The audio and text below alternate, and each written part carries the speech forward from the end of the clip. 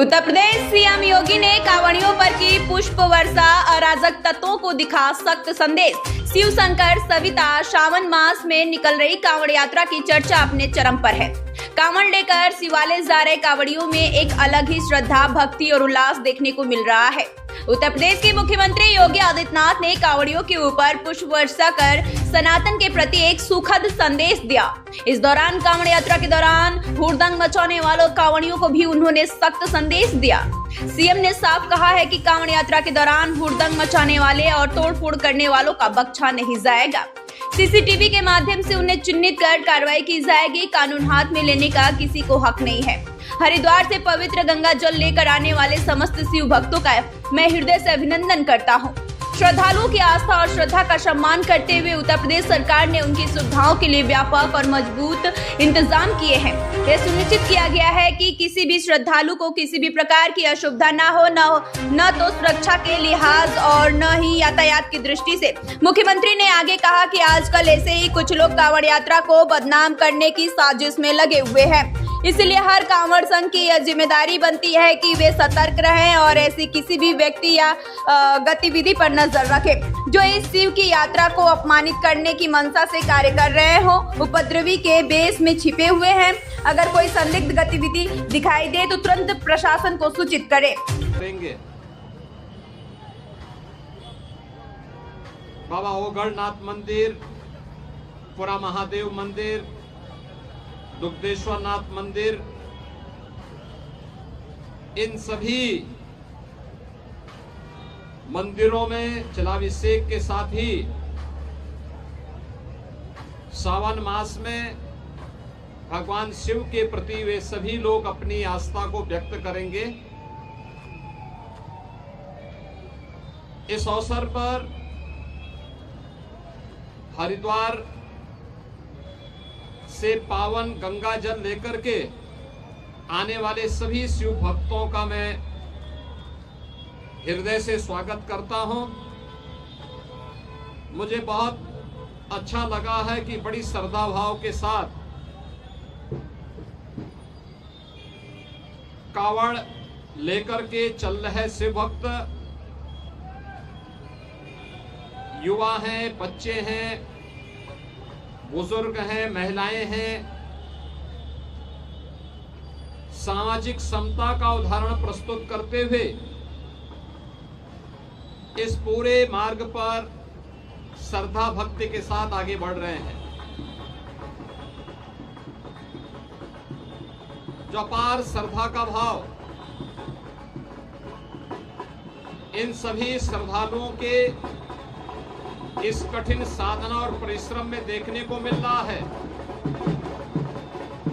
इसका अभिनंदन होना चाहिए। इसे प्रोत्साहित करना चाहिए।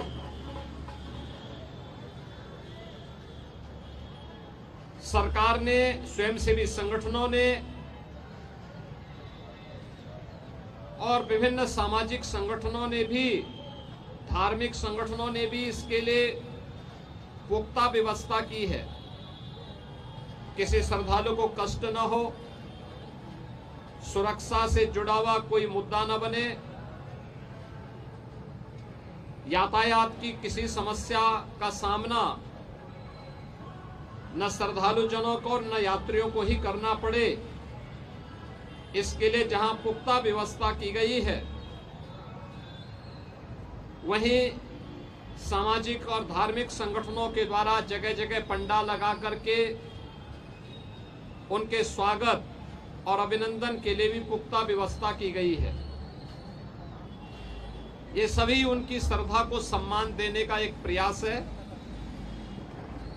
हमें ध्यान में रखना होगा, जहां उत्साह और उमंग है, जहां श्रद्धा और भक्ति है, उस उत्साह और उमंग को भंग करने के लिए,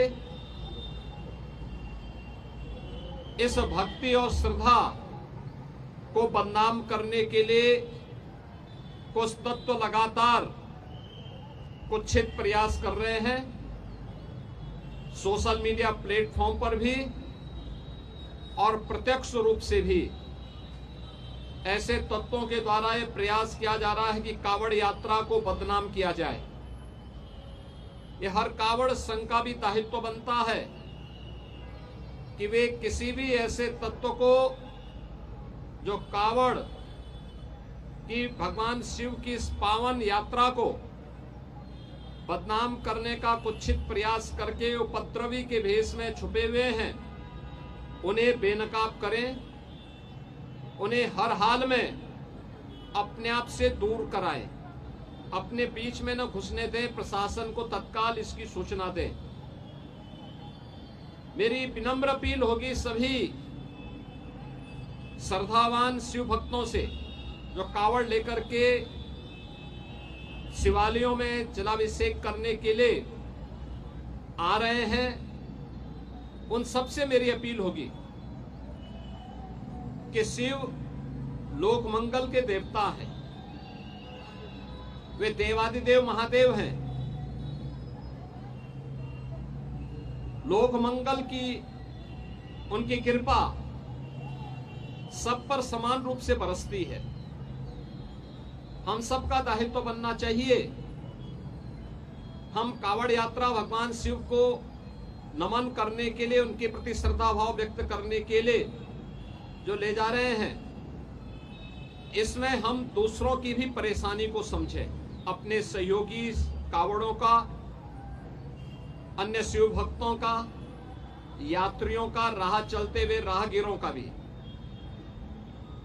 प्रशासन ने पुख्ता व्यवस्था की है, लेकिन उस सब के बावजूद भी हमारा ये दायित्व बनता है कि हम भी इसको देखें। स्वच्छता के लिए सफाई कर्मी लगे हैं, प्रशासन अलर्ट मोड पर है, सामाजिक और धार्मिक संगठन भी लगे हैं, लेकिन अच्छा होगा कि शिव भक्तगण स्वयं स्वच्छता के इस कार्यक्रम के साथ स्वयं भी जुड़े।